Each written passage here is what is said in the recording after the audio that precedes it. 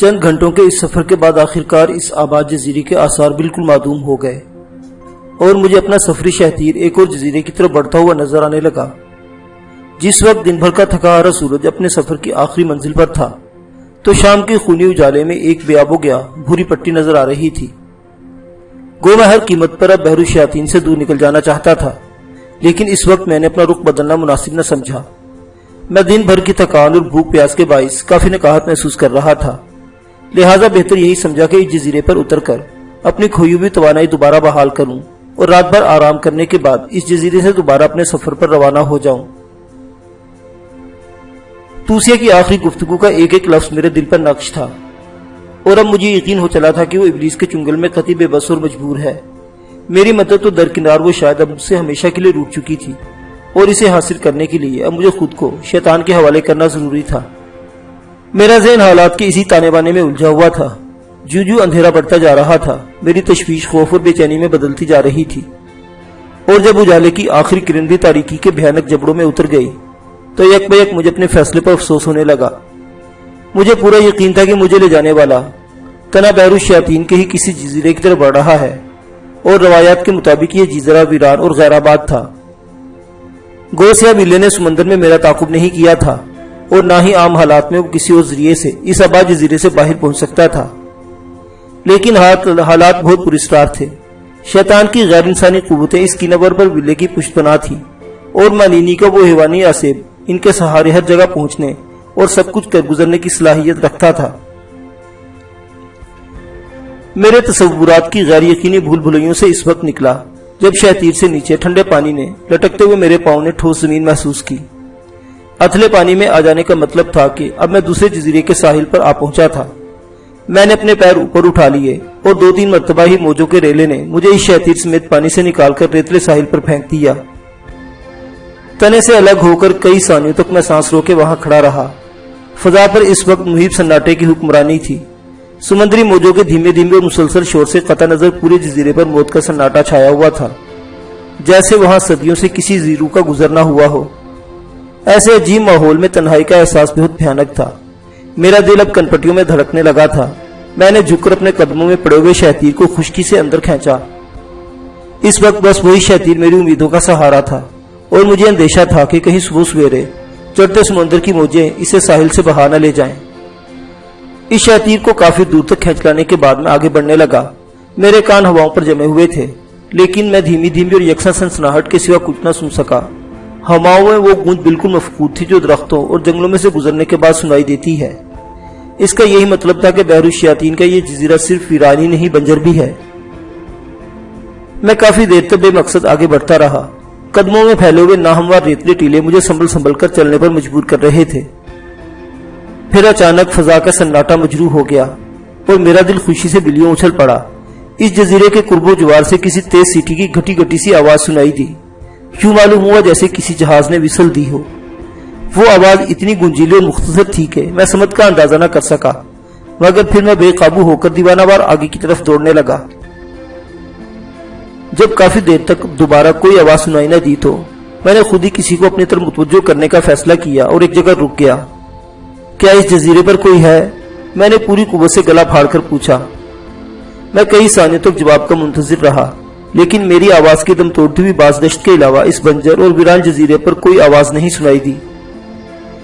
طویل وقفے کے بعد میں نے ایک بار پھر مقدر آزمائی کا فیصلہ کیا اور پوری قوت سے چیخ کر بولا، میں زخمی اور بھوکا پیاسا ہوں، مجھے مدد کی ضرورت ہے۔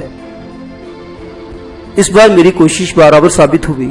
کسی جانب سے وہی ہوٹر کی تیز آواز ابھری، اور اس کی آخری سانس سے ایک چیختی ہوئی نسوانی آواز سنائی دی۔ اس جزیرے کے ساحل پر ہمارا جہاز موجود ہے، ہم ایک سرخ روشنی بلند کرتے ہیں، تم اسی طرف آ جاؤ۔ میں آ رہا ہوں۔ میرا دل خوشی سے باغ باغ ہو گیا۔ پھر ایک طرف آہستہ آہستہ اوپر اٹھتی ہوئی سرخ روشنی نظر آئی۔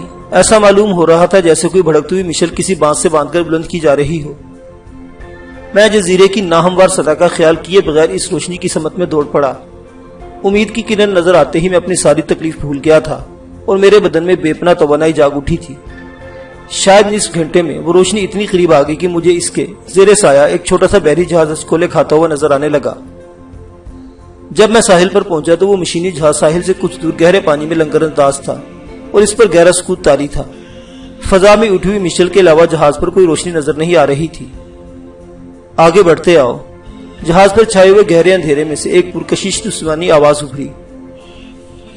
میں رسی کی سیڑھی لگا کر اوپر بلا لوں گی۔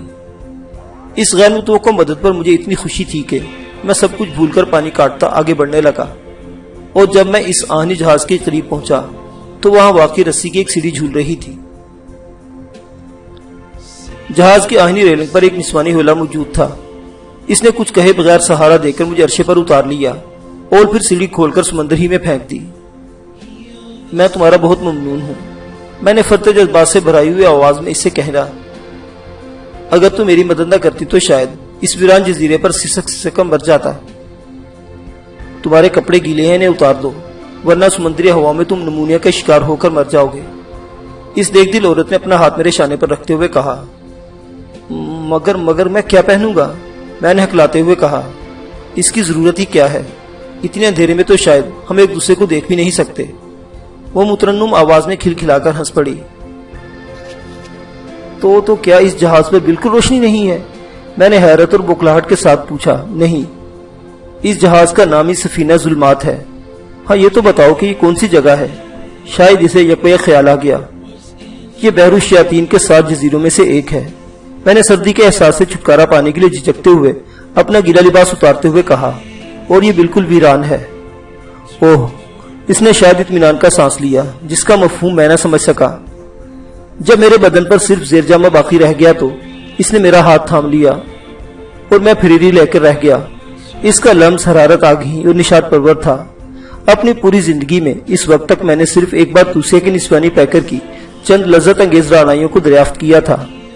اب جو اس نے یوں بے حجابی سے میرا ہاتھ تھاما تو میرے روئی روئی میں سرور کا ایک سمندر انگڑائیاں لینے لگا۔ شاید تم بھوکے ہو، وہ میری کیفیت سے لا علمی کے انداز میں بولی۔ میرے جہاز پر تمہیں صرف گوشت مل سکے گا، نمکین اور لذیذ گوشت۔ ہاں، اس وقت تو میں لوہے کی چادریں تک چبا ڈالوں گا۔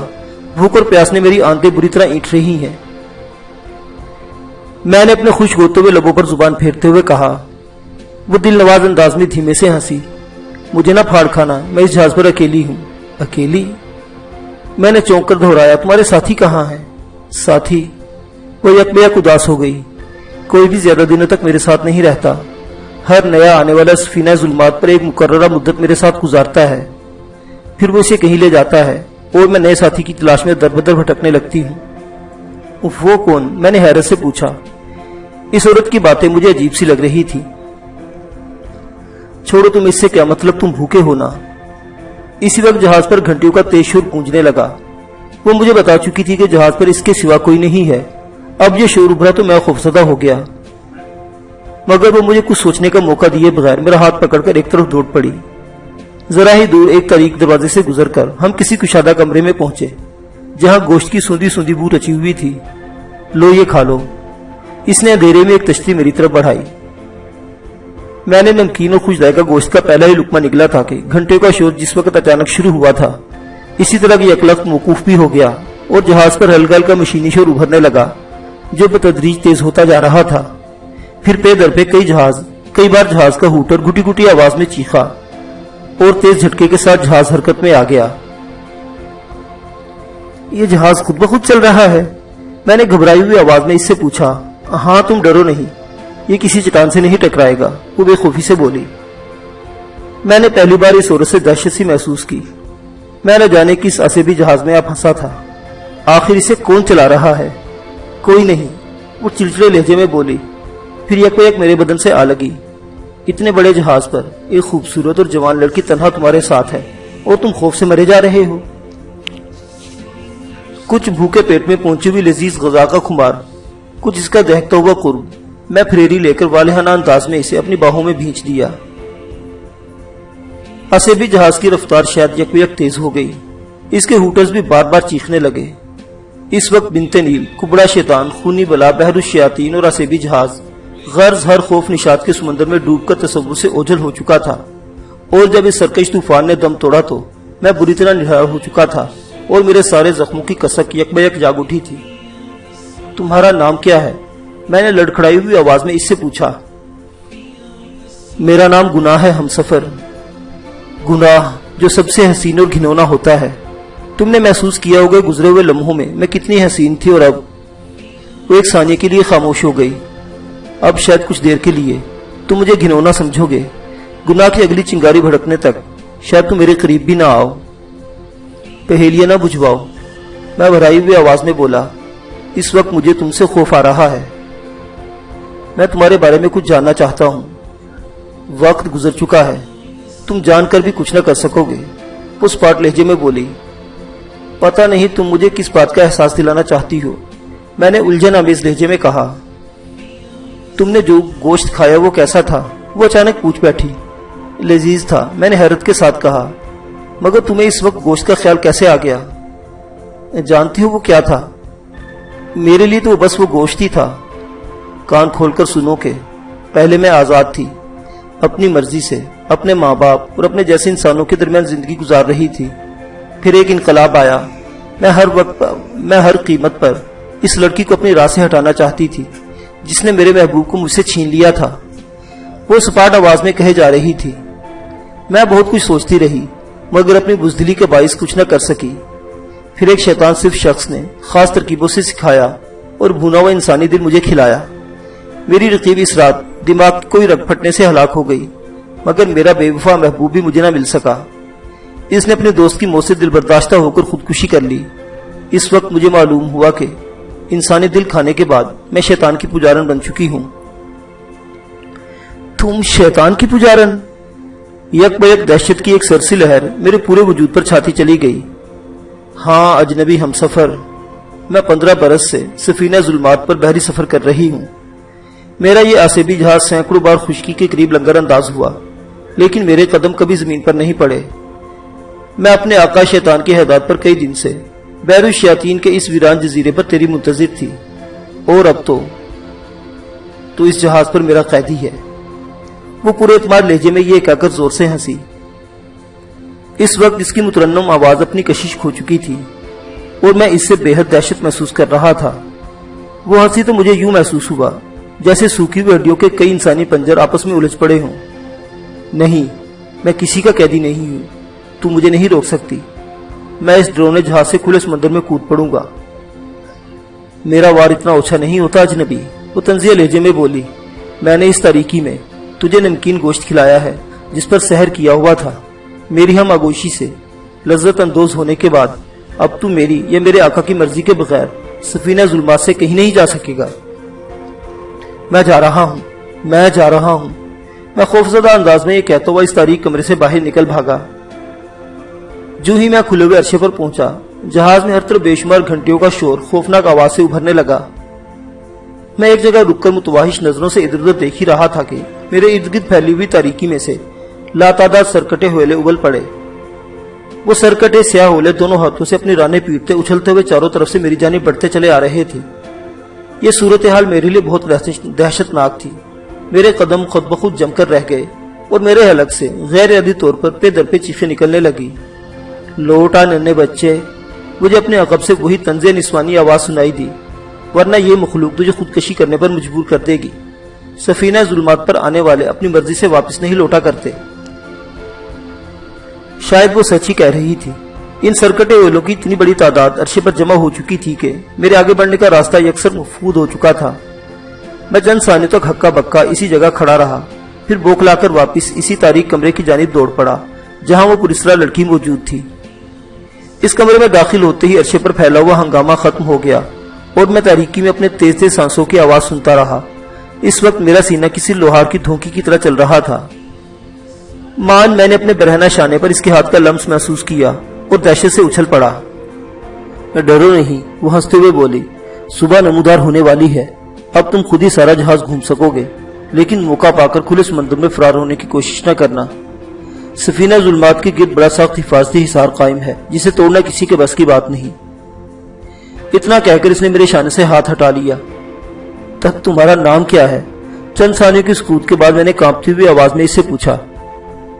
میں کئی منٹ تک اس کے جواب کا انتظار کرتا رہا، لیکن اس کیبن میں چھائی ہوئی گہری تاریکی میں کوئی آواز نہ ابھری۔ بس میں اپنے دلی کی دھڑکنیں سن رہا تھا۔ اس لڑکی کی پراسرار روپوشی کے بعد میں مشکل چند منٹ ہی اس تاریک کیبن میں رکا اور اسی دوران میں مجھ پر زبردست گھبراہٹ طاری ہونے لگی اور میں بوکھ لا کر کھلے آسمان کے نیچے عرشے پر نکل آیا۔ خلاف توقع اس بار سفینہ ظلمات کے عرشے پر کوئی نہ شور برپا تھا اور نہ ہی سرکٹوں کی یلغار ہوئی۔ میں اپنے آٹوں پر چوکتا ہوا آہستہ آہستہ عرشے کی ریلنگ کی طرف بڑھنے لگا۔ اس وقت سمندر کی سطح بہت پرسکون تھی۔ آہستہ آہستہ ہلکورے لیتے ہوئے سہی مائل پانی کی سطح کہیں کہیں ستاروں کی روشنی میں چمک رہی تھی۔ کھلے سمندر میں ہونے کے باعث یہ معلوم ہو رہا تھا کہ سفینہ ظلمات کی جگہ کھڑا ہلکورے لے رہا ہے۔ میں نے جہاز کی رفتار کا اندازہ لگانے کے لیے عرشے سے رسی کا ایک ٹکڑا اٹھا کر سمندر میں پھینکا اور جہاز تیزی کے ساتھ اسے پیچھے چھوڑتا ہوا آگے بڑھ گیا۔ اس کا مطلب یہ تھا کہ جہاز کافی تیز رفتاری کے ساتھ گہرے سمندر میں کسی گمنام منزل کی طرف بڑھتا چلا جا رہا ہے۔ عرشے کی کھلی فضا اور تاروں بھرے آسمان کے سائے میں مجھے قدرے سکون مل رہا تھا، اس لیے میں اس ہولناک کیبن میں واپس لوٹنے کے بجائے عرشے پر پڑی ہوئی ایک تابوت نما آہنی پٹی پر بیٹھ گیا۔ میرا ذہن بدستور موجودہ حالات میں الجھا ہوا تھا اور پچھلی رات فرار کی ناکام کوشش کے بعد میری ہمت بالکل پست ہو چکی تھی۔ رات کے پرہول سناٹے میں جہاز کے وزنی انجنوں کی گڑگڑاہٹ اور رہ رہ کر ابھرنے والی ہوٹر کی آواز بہت ڈراؤنی لگ رہی تھی۔ اس پراسرار لڑکی نے بحر الشیاطین کے دوسرے جزیرے پر میری رہنمائی کے لیے جو مشل بلند کی تھی وہ اب کہیں بھی نظر نہیں آ رہی تھی۔ آخر خدا خدا کر کے آسمان کے مشرقی گوشوں پر سیاہی کے سینے کو چیرتی ہوئی روشنی کی دھندلائی ہوئی کرنیں نظر آئی اور میں اضطراری طور پر اپنی جگہ سے اٹھ گیا۔ صبح کے ابتدائی اجالے میں نے بے چین نگاہوں سے جہاز کا جائزہ لیا تو عرشے پر ہر طرف سیاہ رنگ نظر آیا۔ وہ پورا جہاز وزنی آہنی چادروں کا بنا ہوا تھا اور اس کے چپے چپے پر کالا رنگ کیا گیا تھا۔ کسی کسی جگہ اگڑے ہوئے رنگ کے نیچے لوہے کی زنگ خودہ سطح بھی نظر آ رہی تھی۔ عرشے کے جس آخری سرے پر میں موجود تھا وہاں سیاہ رنگ کے بڑے بڑے آہنی صندوق زنجیروں میں ایک دوسرے سے بندھے ہوئے رکھے تھے۔ ان کے قریبی جوٹ کی میلی رسیوں کی بہت بڑا ڈھیر پھیلا ہوا تھا، لیکن عرشے پر کہیں بھی جان بچانے والا وہ مخصوص سامان نہیں تھا جو عام طور پر طوفان یا ہنگامی حالت میں مسافر عملے کے لیے کام آتا ہے۔ اور جب مشرقی افق سے خون کے کفن میں لپٹے ہوئے سورج نے سر ابھارا تو میں عرشے کا جائزہ لے چکا تھا اور میرا رخ بلند پلیٹ فارم پر بنے ہوئے کنٹرول روم کی جانب تھا۔ میں زنگالو سیڑھیاں عبور کرتا کنٹرول کیبن میں پہنچا تو میرا دل دھک سے رہ گیا۔ یہاں بہت سے آلات خود بخود حرکت کر رہے تھے۔ یہاں در و دیوار پر ہر جگہ زنگ کی تہیں جمی ہوئی تھی۔ میں یہ سب کچھ دیکھ ہی رہا تھا کہ مان ایک سلاخ خود بخود نیچے آئی اور جہاز کا ہوٹر کسی زبا ہوتے ہوئے سانڈ کی طرح چیخنے لگا۔ میں دہشت زدہ ہو کر کئی قدم پیچھے ہٹ گیا۔ چند ثانیوں بعد ڈوری سے بندھی ہوئی وہ سلاخ نیچے آئی اور ہوٹر کا شور رک گیا۔ کنٹرول کیبن سے نیچے آنے کے بعد میں نے پورے جہاز کی تلاشی کا کام شروع کیا۔ دوپہر تک میں نے عرشے اور درمیانی منزل کا کونا کونا چھان مارا، لیکن ہر طرف ویرانی اور بے رونقی کے سوا کچھ نہ مل سکا۔ جہاز کا انجن روم بالکل سنسان پڑا ہوا تھا۔ مشینیں تیز اور یکشاں سور کے ساتھ یوں چل رہی تھی جیسے ازل سے اسی حالت میں ہوں۔ سب سے نچلی منزل پر پہنچ کر خوف سے میرا بدن پسینوں میں ڈوب گیا۔ اس وسیع تہخانے کے نمناک اندھیرے میں بے شمار خوش انسانی پنجر ادھر ادھر بکھرے ہوئے تھے۔ ہڈیوں کے ان ڈھانچوں کے درمیان پڑے ہوئے انسانی کھوپڑیاں دہشت اور عبرت کا بھیانک سما باندھ رہی تھی۔ میں پورے تہخانے کا جائزہ لیے بغیر افراتفری کے عالم میں واپسی کے لیے مڑا تو میری ٹھوکر سے ایک انسانی کھوپڑی لڑکتی ہوئی آگے بڑھ گئی۔ اس کھوپڑی کا شور ہوتے ہی اس بھیانک تہخانے میں ہلچل سی پیدا ہونے لگی اور بے جان انسانی کھوپڑیوں میں دبکی ہوئی بے شمار بحری چمگادڑیں پچک پچک کرتی میرے ارد گرد منڈلانے لگی۔ میں نے چیخ مار کر اپنا چہرہ کونے میں چھپایا اور فرش پر اپنوں بیٹھ گیا۔ تہخانہ بدستور چمگادڑوں کے شور سے ان کے پروں کی پھڑپڑاہٹ سے گونج رہا تھا۔ بھٹکی ہوئی چمگادڑیں بار بار میرے ہاتھ اور جسم کے دوسرے حصوں سے بھی ٹکرا رہی تھی۔ مجھے ہر آن یہ دھڑکا لگا ہوا تھا کہ کہیں یہ چمگادڑیں میرے بدن پر نہ ٹوٹ پڑیں۔ میں کافی دیر یوں ہی دم بخود بیٹھا رہا، پھر اچانک چمگادڑوں کا ایک غول بری طرح چیختا ہوا میرے بدن سے لپٹ گیا۔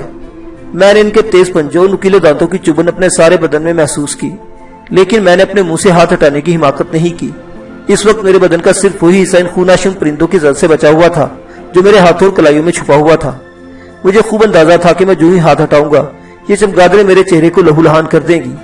اس وقت میں سخت اذیت میں مبتلا بری طرح چیخ پکار رہا تھا، لیکن وہاں کوئی نہ تھا جو میری مدد کرتا۔ مان سفینہ ظلمات کے اس تہخانے میں ایک کھدری اور سخت سی آواز ابھری۔ ساری چمگادڑیں فوراً میرے جسم سے الگ ہو گئی۔ اسی کے ساتھ وہ کھدری سرگوشی بھی معدوم ہو گئی جس نے شاید انہیں ہشکارا تھا۔ اس اذیت سے یوں نجات مل جانے پر مجھے مسرت آمیز حیرت ہوئی اور میں نے ڈرتے ڈرتے اپنے سر سے ہاتھ ہٹائے تو چمگادڑیں تیزی کے ساتھ بے جان انسانی کھوپڑیوں اور نمناک تہخانے کے تاریک گوشوں میں گھس رہی تھی۔ میں شدید وحشت اور گھبراہٹ کے عالم میں سیڑھیاں پر گرتا پڑتا تہخانے سے نکلا اور کہیں بھی رکے بغیر سیدھا عرشے پر جا پہنچا۔ عرشے پر ایک نئی دہشتناک مصیبت میری منتظر تھی۔ جب میں بوکھلاہٹ کے عالم میں آگے بڑھا تو آہنی زنجیروں سے بندھے ہوئے آپس میں صندوق، لوہے کے تابوت نما صندوقوں کے زنگالو ڈھکنے علیحدہ ہو کر بکھرے ہوئے تھے۔ میں پورے جہاز کا جائزہ لے کر اندازہ لگا چکا تھا کہ اس عصبی تہخانے پر میرے سوا کوئی شخص موجود نہیں، اور میں جاتے ہوئے یہ سارے صندوق بند چھوڑ کر گیا تھا، لیکن اب ان کے ڈھکنے کھلے ہوئے تھے۔ آخر یہ سب کس نے کیا؟ میرے ذہن میں یہ خوف آور سوال بڑی شدت سے ابھرا تھا۔ میں نے ڈرتے ڈرتے آگے بڑھا تو پہلے آہنی تابوت میں جبرین کے آتش پرست اور قزاقوں کے خوفناک سردار جوبا کا بے جان جسم اس حالت میں رکھا ہوا تھا کہ اس کی آنکھیں کھلی ہوئی تھی اور اپنے حلقوں سے باہر ابلی پڑ رہی تھی۔ اس کے چہرے کے اقرار نخوش سکرات کی اذیت سے گزرنے کے بعد بے حد بھیانک ہو گئے تھے۔ جوبا کی لاش پر نظر پڑتے ہی میرے بدن پر لرزہ طاری ہو گیا۔ پھر بھی میں دوسرے تابوتوں کے بارے میں اپنا تجسس کو نہ چھپا سکا۔ دوسرا تابوت جوبا کے گونگے اور بہرے غلام تالیس کی معذور لاش سے سجا ہوا تھا۔ لاش کا کونی پر سے کٹا ہوا خون آلود ہاتھ لاش کے سینے پر الگ یوں رکھا گیا تھا جیسے وہ سارا عمل ذرا ہی دیر قبل کیا گیا ہو۔ تیسرے اور چوتھے آہنی تابوت میں جبرین کے قزاق راؤن کے دونوں بیٹوں کی لاشیں تھیں، جنہوں نے مانینی کو گناہ کی سیچ سے منہ چھپا کر لوٹتے رنگے ہاتھوں سے پکڑ کر گرفتار کیا تھا۔ سفینہ ظلمات کے سیاہ عرشے پر 11 تابوت پڑے تھے۔ ان میں 6 لاشیں میں نے پہچان لی۔ یہ سب وہ بدنصیب تھے جنہوں نے اپنی زندگی میں میری دانست میں مانینی کو کھلی ذک پہنچائی تھی۔ مجھے پورا یقین تھا کہ باقی 5 لاشیں بھی ایسے ہی بدبختوں کی رہی ہوں گی جنہوں نے کبھی نہ کبھی مانینی کو چوٹ دی ہوگی۔ اس جہاز پر مجھے پے در پہ ایسے محیب واقعات پیش آ رہے تھے کہ میں بے اختیاری سے نجات حاصل کرنے کے بارے میں سوچنے پر مجبور ہو گیا۔ میں نے چوروں جیسی نگاہوں سے اپنے گرد و پیش کا جائزہ لیا۔ اس وقت وہاں میرے آس پاس کوئی نہیں تھا۔ یہ جہاز تو ویسے بھی ویران ہی تھا۔ میرے نزدیک 11 انسانی جسم آہنی تابوتوں کے قیدی تھے، لیکن وہ زندگی اور عمل کی ہر قوت سے محروم تھے۔ میں نے جب ایک مرتبہ پھر ان آہنی تابوتوں پر نظر ڈالی تو میرے وجود میں خوف کی ایک ایسی شدید لہر سرایت کر گئی کہ میں بری طرح چیختا ہوا عرشے کی ریلنگ عبور کر کے جھاگ اڑاتے سمندر میں کود گیا۔ جو ہی میں سمندر کی جھاگ اڑاتی سرکش موجوں میں گرا، میرے ارد گرد سے محیب آوازیں ابھرنا شروع ہوئی اور مجھے یوں محسوس ہوا جیسے میں کسی بھنور میں پھنس گیا ہوں۔ میں کافی دیر تک اسی سمندری بھنور میں گھرا سفینہ ظلمات کے پیچھے پیچھے بہتا رہا۔ پھر کئی وزنی مچھلیاں سمندر کی سطح پر ابھری اور جارحانہ انداز میں مجھ پر حملہ ہوئی۔ اس وقت میری حالت بہت ابتر تھی اور میں سمندری تھپیڑوں کے سامنے بالکل نیم جان ہو کر رہ گیا تھا۔ مان اوپر فضا میں کسی پرندے کی کریچ چیخ سنائی دی۔ میں نے بمشکل اوپر کی طرف دیکھا تو سیاہ اور سفید پروں والا ایک دیو ہیکل سمندری گدھ اپنے بڑے بڑے پروں کو پھڑپڑاتا میرے اوپر منڈلا رہا تھا۔ ادھر مجھ پر حملہ ہونے والی مچھلیاں بری طرح آپس میں لڑ پڑی تھی۔ غالباً ان میں سے ہر ایک مجھ پر بلا شرکت غیر قابض ہونے کی فکر میں تھی۔ ایک مرتبہ جو ہی میں اس بھنور میں ڈوب کر سطح پر ابھرا، اوپر منڈلاتا ہوا گدھ چیختا ہوا تیزی کے ساتھ نیچے آیا اور مجھے اپنے پنجوں میں دبوچ کر اوپر اٹھتا چلا گیا۔ اس کے پنجوں کی چبھن اور اس کے بدن سے پھوٹنے والی سخت بدبو نے مجھے شدید اذیت میں مبتلا کر دیا۔ چمگادڑوں کے لگائے ہوئے زخموں نے مجھے پہلے ہی بدحال کیا ہوا تھا اور اب مجھے بھیانک موت اپنے سر پر منڈلاتی ہوئی نظر آ رہی تھی۔ وہ گدھ یقینی طور پر مجھے ہلاک کر کے اپنی آتش شکم سرد کرنی چاہتا تھا۔ وہ گدھ مجھے اپنے پنجوں میں لیے کافی بلندی تک اٹھتا چلا گیا۔ سفینہ ظلمات کا سیاہ آسیبی پیکر موجوں پر ہچکولے کھاتا بدستور کسی گمنام سمت میں بڑھتا چلا جا رہا تھا۔ میرے نیچے گہرا سمندر تھا۔ مجھے خیال آیا کہ اگر میں کسی طرح خود کو اس گدھ کے پنجوں کی گرفت سے آزاد کرا لوں تو پانی میں گر کر زخمی نہیں ہو سکوں گا۔ میں اس گدھ کے پنجوں میں اس طرح دبکا ہوا تھا کہ میری پشت اس کے جسم سے لگی ہوئی تھی، پنجے میرے پیٹ میں چپ رہے تھے اور میرا منہ گدھ کی چونچ کے نیچے سمندر کی جانب لٹکا ہوا تھا اور ہاتھ فضا میں جھول رہے تھے۔ میں چند ثانیوں تک اپنے حواس کو مجتمع کرتا رہا، پھر دونوں ہاتھوں سے اس گدھ کے پنجے موڑنے کی کوشش کرنے لگا۔ چند لمحوں تک وہ گدھ یوں پرسکون انداز میں اٹھتا رہا جیسے اس پر میری زور آزمائی کا کوئی اثر ہی نہ ہوا ہو۔ پھر یک بیک اس نے چیختے ہوئے نیچے غوطہ لگایا اور اپنی خوفناک چون سے بار بار میری کھوپڑی نوچنے لگا۔ میں نے بوکھلا کر اپنی کوششیں ترک کر دی۔ مجھے اندیشہ تھا کہ کہیں وہ میری کھوپڑی کو کسی نازک حصے کو بری طرح زخمی نہ کر دے۔ میں نے اپنے بدن کو ڈھیلا چھوڑ دیا، لیکن وہ گدھ بہت بڑے دائرے کی صورت میں چکر کاٹ کر بدستور نیچے آتا جا رہا تھا اور اس کا رخ واپس سفینہ ظلمات کی جانب تھا۔ مان میرے ذہن میں سفینہ ظلمات والی پرسرا لڑکی کے کہے ہوئے الفاظ گونجے کہ میں اس کی یا اس کے آقا شیطان کی مرضی کے بغیر سفینہ ظلمات سے نہ جا سکوں گا اگر اس کی بات سچ تھی تو مجھے پنجوں میں دبوچ کر پرواز کرنے والا یہ محیب گرد یقینی طور پر اس طاغوتی گروہ سے تعلق تھا اور مجھے کھلے سمندر میں نکال کر دوبارہ اس پراسرار جہاز پر پہنچانا چاہتا تھا۔ تھوڑی دیر بعد میرے اندیشوں کی تائید ہو گئی۔ وہ گرد سیاہ سے بھی جہاز پر پہنچ کر منڈلانے لگا۔ جہاز پر اس وقت بھی ہولناک ویرانی کا راج تھا۔ عرش پر پڑے ہوئے آہنی تابوتوں میں پڑی ہوئی لاشیں مجھے مانینی کے ہولناک انتقام کی یاد دلا رہی تھی۔ اس وقت سورج سمندر کی بیکرا وسعتوں پر الوداعی نظریں ڈالتا مغربی افق کی گہرائیوں میں ریپوش ہوتا جا رہا تھا اور شفق رنگ آسمان کے سائے میں ڈوبتی ابھرتی موجیں رنگوں کا ایک طوفان بپا کیے ہوئے تھی۔ حلق سے ہلکی سی کرا نکال کر وہ گرد تیر کی طرح سفینہ ظلمات کے عرش پر اترا اور آہستگی کے ساتھ مجھے اپنے پنجوں کی گرفت سے آزاد کر کے ایک طرف ہٹ گیا۔ میں اس وقت زخموں سے چور اور دہشت سے بدحال تھا، پھر بھی اس گرد کے متوقع حملے کے اندیشے نے مجھے اٹھ جانے پر مجبور کر دیا۔ میں اٹھا تو حیرت اور خوف سے مجھ پر سکتہ طاری ہو گیا۔ جہاز کے عرصے پر اس بحری گرد کا کہیں پتہ نہیں تھا۔ ہاں، آسمان پر بہت دور ایک سرمئی پرندہ اپنے گمنام مسکن کی طرف لوٹتا نظر آ رہا تھا اور عرصے پر اس گرد کے بجائے چمکیلی جلد والا ایک توانا اور چاقو چوبند سیاہ بلہ میرے مقابل موجود تھا۔ وہ آہستہ آہستہ اپنی دم ہلاتا اپنی مقناطیسی آنکھوں سے میری جانب گھورے جا رہا تھا۔ بلے کے حلق سے نکلنے والی غبراہٹ نے مجھ پر چھائی ہوئی سختی کی کیفیت کو ختم کر دیا۔ وہ اصلی آواز نکالتا بجلی کی سی پھرتی کے ساتھ جوبا کے کھلے ہوئے آہنی تابوت پر جا چڑھا اور میرے قریب ہی پڑا ہوا تھا اور غضبناک انداز میں میرے پنجوں اور تیز دانتوں سے اس کی لاش کا سینہ ادھیڑنے لگا۔ یہ منظر دیکھ کر میرے حواس گم ہو گئے اور میں تیورا کر وہیں ڈھیر ہو گیا۔ جب مجھے ہوش آیا تو آسیبی جہاز پر مشین اور انجنوں کا شور بدستور پیدا تھا۔ وہ سورج پوری طرح غروب ہو چکا تھا لیکن فضا پر محیب تاریکی طاری نہیں ہوئی تھی اور اس سرمئی شام میں عرشے پر میرے نزدیک سفینہ ظلمات سے وابستہ ڈرون خواب حقیقت کا روپ دھارے موجود تھا۔ صحرائی کھنڈرات میں نظر آنے والا کبڑا شیطان اپنی سوکھی ہوئی استخوانی ٹانگوں کے سہارے ایک طرف جھکا ہوا کھڑا تھا۔ اس کے قریب چہرے پر گہری سنجیدگی طاری تھی۔ اس کے قدموں میں وہی خوفناک سیاہ بلہ موجود تھا جس میں مانینی کی روح حلول کر چکی تھی۔ بلے کے قریبی آئینی عرصے پر گوشت کا ایک لوتھڑا پڑا ہوا تھا جو اپنی حیت کے اعتبار سے انسانی دل معلوم ہو رہا تھا۔ کوزہ پوش شیطان کے پہلو میں چھریرے بدن اور ایک دراز قامت والی خوبرو لڑکی باریک لبادے میں لپٹی کیوں کھڑی تھی کہ اس کے بدن کے ایک ایک نقش دیکھنے والوں کو دعوت نظارہ دے رہا تھا۔ اس کے پتلی پتلی گلابی ہونٹوں پر کشش انگیز مسکان رچی ہوئی تھی۔ اسے دیکھتے ہی مجھے خیال آیا کہ یہ لڑکی ہی پچھلی رات کے اندھیرے میں مجھے بحر الشیاطین کے دوسرے جزیرے سے سفینہ ظلمات میں لائی ہوگی۔ میں نے اپنے قدموں پر اٹھنا چاہا لیکن لڑکھڑا کر رہ گیا۔ میرا سارا بدن بری طرح دکھ رہا تھا۔ زخموں میں نمناک ہواؤں کے لمس تک سے ناقابل برداشت کسک رچی ہوئی تھی۔ قیدی، کیا حال ہے تیرا؟ چند ثانیوں کے بعد شیطان کی سخت اور کھدری آواز ابھری۔ میں بے بسی کے عالم میں اپنے ہونٹوں پر زبان پھیر کر رہ گیا۔ اب تو مفلوج اور معذور ہو چکا ہے، وہ حقارت آمیز لہجے میں بولا۔ مانینی کی بے چین روح اپنے انتقام کے لیے تڑپ رہی ہے۔ یہ تیرے لیے فیصلے کا وقت ہے۔ مانینی کا ہلاکت خیز خیر یہ میری محبت آمیز قربت، بتا تجھے کون سا راستہ پسند ہے؟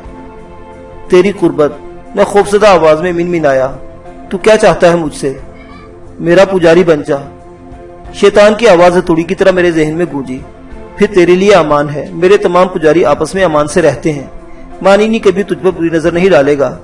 اگر تو ایک شرط پوری کر سکے تو پھر تیری پہلی خواہش پوری کی جائے گی اور اس کے بعد ہر جگہ میری حمایت تیرے ساتھ ہوگی۔ میں اپنے ہر نئے پجاری سے اس کی پہلی خواہش کی قیمت وصول کرتا ہوں جو بہت معمولی ہوتی ہے۔ میں تذبذب میں پڑ گیا۔ اس وقت میں جن روفرسہ حالات سے دوچار تھا اس میں میرا زندہ رہنا محال نظر آ رہا تھا اور شیطان مجھے آسودہ زندگی کی نوید دے رہا تھا۔ معمولی شرط کے عوض مجھے اپنی سب سے بڑی خواہش پوری ہونے کا یقین دلا رہا تھا، یعنی میری توسیہ نہایت آسانی سے مجھے مل سکتی تھی، جس کے تصور کے تعاقب میں مدتوں سے صحرا بہ صحرا پھر رہا تھا، جس کے گمشدہ پیکر نے مجھے اپنے فن کی تسکین کے لیے ہزارہ پہلو خوابیدہ نظر آتے تھے، اور اب وہ صنم پرست شہزادی شیطان کی پجارن تھی اور اس کوزہ پشت کری مخلوق کی ہدایت پر مجھ سے بالکل ہی قطع تعلق کر چکی تھی۔ توسیہ میری شرط پوری کر چکی ہے، مجھے خاموش پا کر اور شاید میرے خیالات پڑھ کر شیطان نے دعوت انگیز لہجے میں بولا، اور صحرا کے ایک گمنام سندلی کلیسا میں سویا ہوا اس کا گمشدہ بدن اسے واپس مل چکا ہے۔ وہ بے خیالی سایہ یا روح نہیں، وہ ایک جیتی جاگتی خوبصورت لڑکی ہے۔ میں جانتا ہوں کہ تیری پہلی خواہش کیا ہوگی۔ میں انسانوں سے ان کی ایسی ہی شدید تمناؤں کے سودے کیا کرتا ہوں۔ یقین کر کے تیری بنت نیل تجھے مل جائے گی، ورنہ تیری ادڑی ہوئی اور ناقابل شناخت لاش بھی ایک آہنی تابوت میں سجا کر मेरे इस जहाज के अर्शे पर छोड़ दी जाएगी, और जब समुद्री हवाएं तेरे गोश्त का रेशा रेशा चाट जाएंगी तो तेरी हड्डियों का पंजर जहाज के इसी तहखाने में फेंक दिया जाएगा जहां खुश खोपड़ियों में खूनी चमगादड़ पर मस्कन बनाती हैं। यह सुनकर मेरा रुआ रुआ कांप उठा। खामोश रहो मेरे आका, रहम करो मुझ पर, मैं खुद को तुम्हारे हवाले करता हूं। मैं दहशत से लरजती हुई आवाज में चीख उठा। मैंने महसूस किया कि इसके होंठों पर फातिहाना मुस्कुराहट दौड़ गई। वो अपनी गैर मुसावी टांगों पर उछलता मेरे करीब आया और अपनी बाएं हथेली मेरे सामने कर दी। ले ये खा ले, तू मेरे पुजारियों में शामिल हो जाएगा। इसकी हथेली पर सूखा हुआ एक दिल रखा हुआ था। मुझे कुछ मालूम नहीं था कि वो दिल हैवानी था या इंसानी, लेकिन इस वक्त मैं ज़हनी एतबार से बिल्कुल मफलूज हो चुका था। मैंने इसकी हथेली पर से वो सूखा हुआ दिल उठाया और इसे मुंह में डाल लिया। मेरा इरादा इसे यूं ही निगल जाने का था। नहीं, इसे निगला तो ये फिर मेरे पास वापस लौट आएगा। ये एक खास अमल से सुखाया हुआ इंसानी दिल है तो जिसका रेशा रेशा चबाना है। मेरा इरादा भांपते ही कुबड़ा शैतान बोल पड़ा।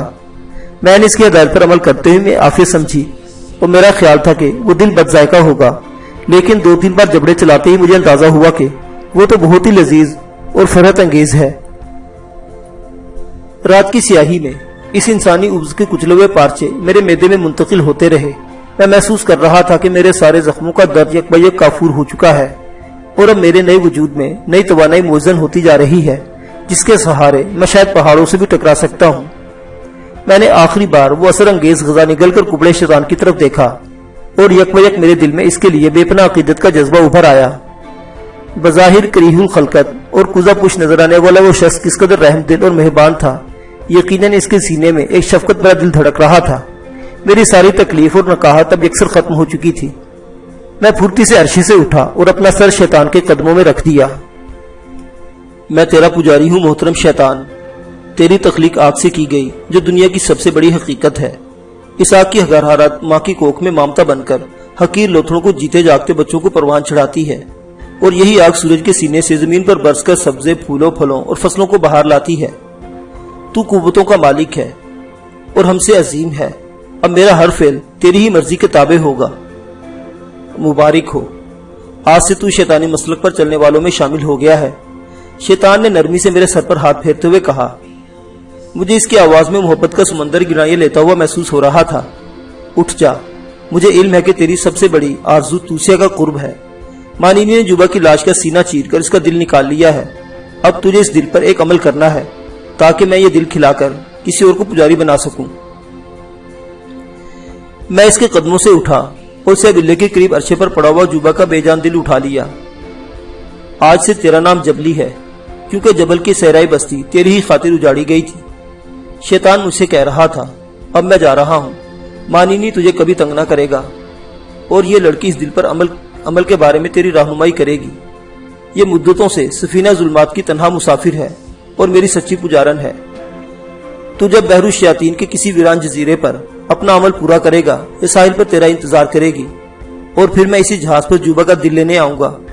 इसके बाद तूसिया हमेशा के लिए तेरी होगी और इसकी कोख से जन्म लेने वाले मेरे पैदाइशी पुजारी होंगे। मेरी कुव्वतें तेरी निगहबान और मुहाफिज हैं। इसके खामोश होते ही सफीना जुल्मात के तारीक अर्शे पर मैं इस लड़की के हमरा तन्हा रह गया। शैतान और मानिनी न जाने कहां रुपोश हो चुके थे। जुबा की उधड़ी हुई लाश आहनी ताबूत में मौजूद थी और इसका बेजान दिल मेरी मुट्ठी में दबा हुआ था।